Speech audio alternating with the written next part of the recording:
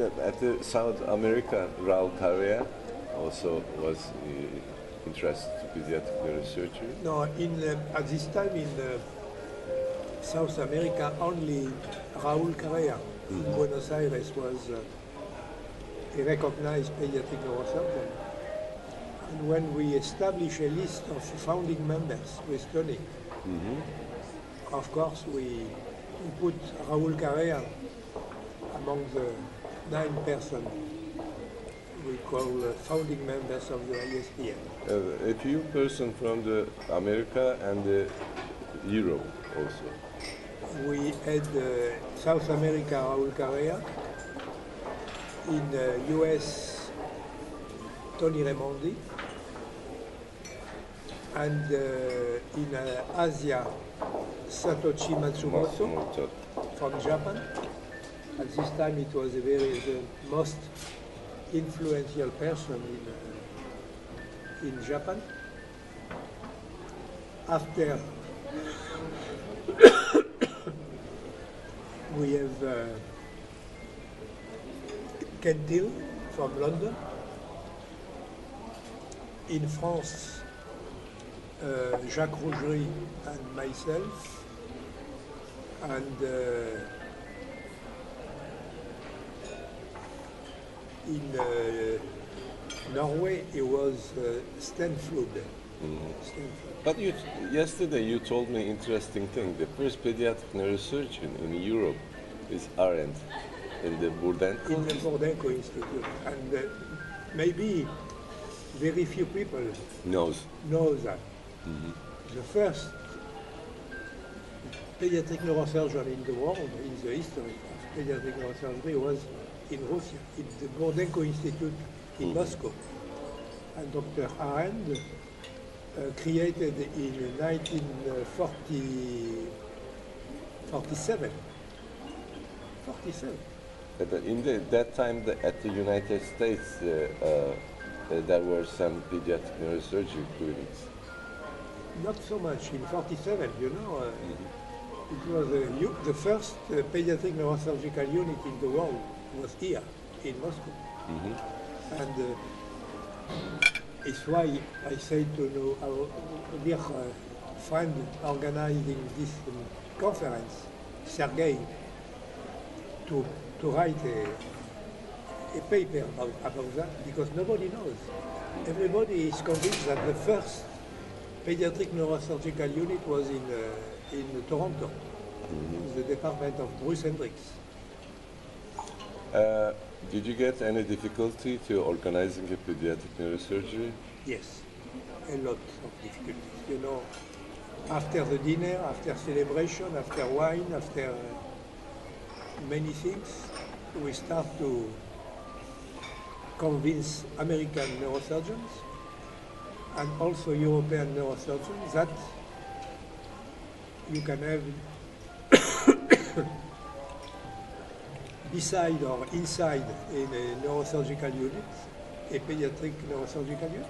It was very, very difficult. And in May 1971, in May. In Tokyo? In Chicago. In Chicago. We have a formal meeting to establish the bylaws and to say definitively that it will be an international society for pediatric neurosurgery. But it was a fighting day. All the day we were fighting because most of the general neurosurgeons in the room were against to split neurosurgery in adults and pediatric neurosurgery. Against.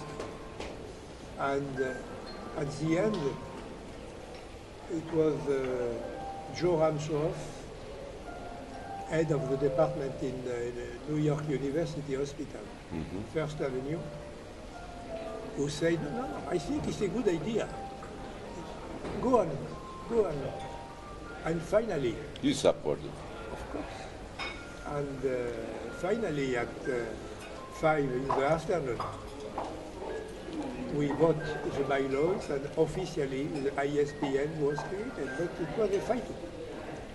And after that, we have the first official meeting of the ISPN. It was in September 1972 during the World Congress in Tokyo. Who was the chairman of the meeting? The Matsumoto? Matsumoto, of course. Mm-hmm. It was the first official meeting of the ISPN, the first ISPN meeting. I know since beginning the ISPN bylaws, it's very dedicated bylaws. Was it the long study? Yes. One of the mentors of these bylaws was Raúl Carrera.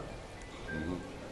Raúl Carrera wrote most of the bylaws between two of us, and Raúl Carrera, we established the bylaws. Who is the first president? Did you elect in Tokyo or before Tokyo meeting you? The first president was Satoshi Matsumoto.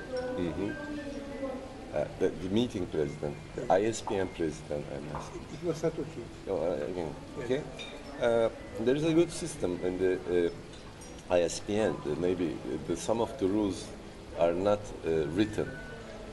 For example, the presidentship goes to continental order.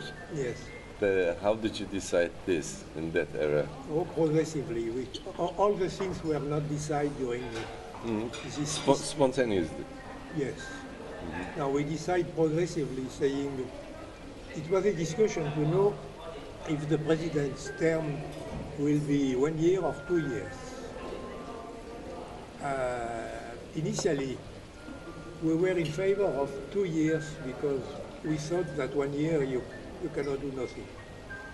But since it was an international organization, in order to have a rotation, finally we decided to have a 1 year term president.